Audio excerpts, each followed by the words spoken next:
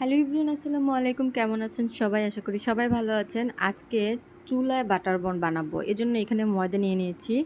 তারপরে ইস্টি দিব, একটু গুঁড়া দুধ দিব, চিনি দিব, তারপরে লবণ দিব পরিমাণ মতো। আপনারা যে কয়টা বানাবেন সেই পরিমাণের ময়দা দিতে হবে। তো আমি এখানে 3টা বাটার বন বানাবো। তারপরে একটু অয়েল দিয়ে দিচ্ছি। তারপরে দেখেন এখানে মিক্স করে নিব ভালো করে। দেন এই যে এরকম দলা পেকে গেলে এখন এখানে একটু হালকা কুসুম গরম পানি দিব, দিয়ে একটা ডো বানিয়ে 20 থেকে 25 মিনিট ঠিক এভাবে রেখে দিব ঢাকনা দিয়ে ঢেকে। 20 থেকে 25 মিনিট পরে এটাকে নামিয়ে সুন্দর একটা শেপে, মানে বাটার বন শেপে নিয়ে আসব ডিজাইন করে। তারপরে এটার উপরে ওই যে ডিমের যে কুসুমটা আছে সেটা দিয়ে দিব উপরে একটা সুন্দর কালার আসার জন্য। দেন এটাকে চুলায় হিটে ভালো করে গরম করে তারপরে পাতিলের ভিতরে রেখে দিতে হবে।